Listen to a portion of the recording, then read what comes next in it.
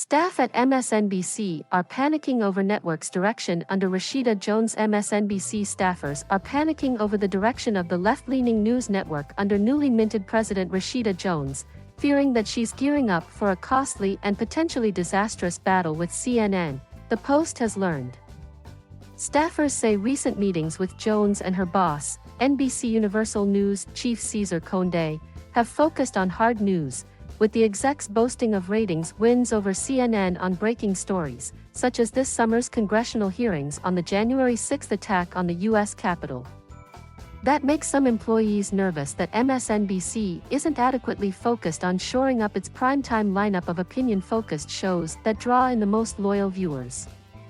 The issue burst into the open last month when news leaked that Rachel Maddow, the network star, had been negotiating a new contract and had threatened to leave. Rashida's love is in hard news, an insider said, pointing to the exec's past roles guiding MSNBC's daytime news coverage and NBC News coverage. She doesn't really get what primetime does. Maddow ended up inking a broader deal that was worth a whopping $30 million a year through 2024, according to the Daily Beast, which cited anonymous sources. It will let her develop projects across the network and also allow her to step aside from hosting her 9 p.m. primetime show within the next year. Still, that leaves the big question of who will fill Maddow's shoes.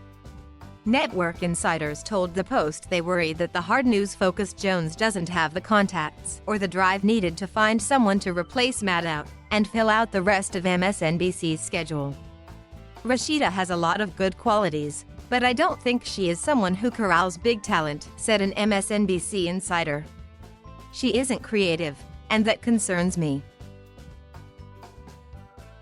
New York, New York, September 21st, Rashida Jones, President, MSNBC speaks on stage during the 2021 Concordia Annual Summit, Day 2 at Sheraton, New York on September 21st, 2021 in New York City. Insiders described Jones, who succeeded longtime MSNBC President Phil Griffin in February, as buttoned-up, young, and lacking a creative vision for the network, which is known for news analysis from talking heads like Maddow, Lawrence O'Donnell, and Brian Williams.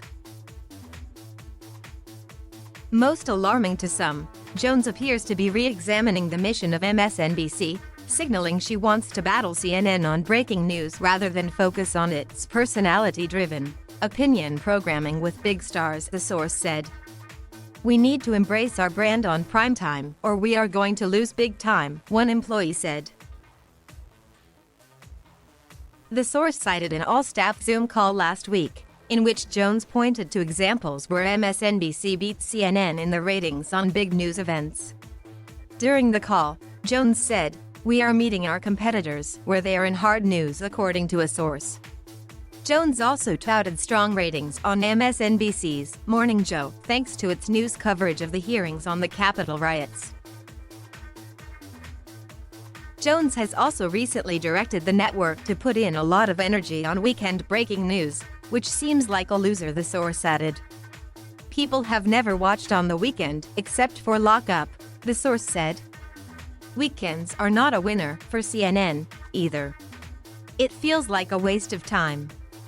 Meanwhile, Maddow's new contract, which has her stepping away from her daily show within the year, does put Jones in a tough spot. The question is, what do they do with primetime? "It's going to be a test for Rashida," the source said. According to a source, Jones had earmarked Nicole Wallace, who currently hosts Deadline White House and fills in as a political anchor, to take Maddow's 9 p.m. show on a temporary basis had Maddow left the network in August. "In every interview Rashida does, she points to Nicole as the future," said an MSNBC insider. "But I know for a fact that Nicole does not want to work late nights." Although Wallace has been a workhorse for the network, her star power doesn't approach Maddow's. What's more, Wallace, who is going through a divorce and has a young son, has been vocal about not wanting to work late nights. Nicole Wallace does not want to work a second later than she already does, the source said. She is already making north of $2 million now, which is enough, the source said, adding that even if the network threw more money at her, Wallace's priority is her family. MSNBC declined to comment. Reps for Wallace didn't return requests for comment. On the positive side, MSNBC staffers are generally relieved at how well Jones and Conde have gotten the network back to normalcy after a chaotic year marred by Ronan Farrow's explosive reporting, which claimed that NBC brass killed his exposé on Harvey Weinstein and swept a rape allegation by a former employee against Today host Matt Lauer under the rug. But while things are calmer, employees worry that new management has become a little too corporate. Cesar Conde is a business school boss and Rashida Jones is very buttoned up, a source noted. Griffin, who had been with NBC News and MSNBC almost 25 years, exited when the company was dealing with the fallout over sexual harassment allegations that roiled the news division for 2 years. While Griffin was never the subject of allegations himself, Farrow's book, Catch and Kill, recounted the exec revealing a photo of a woman, who a source said was TV personality Maria Menounos, at a staff meeting, smirking and saying, "Not bad, not bad." Some of MSNBC's most successful shows like The Rachel Maddow Show and even the entertaining and popular Countdown with Keith Olbermann, which aired from 2003 to 2011, wouldn't have been born under this leadership, one employee explained. Phil Griffin was a team builder who built confidence in the talent and staff, the source noted about the network's old boss. He gave people a sense of belonging and a common goal. Now, there's a colder, corporate feeling. The well-liked Griffin often met with individual teams across the company and wanted their feedback, which sparked creativity. People with ideas were boosted, the source added.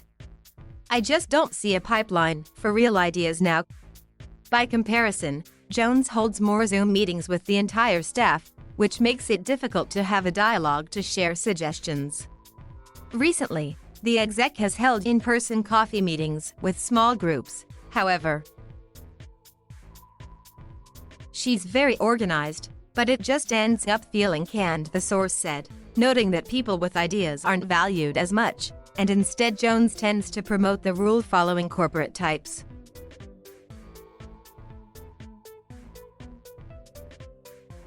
Thank you for watching. Please subscribe.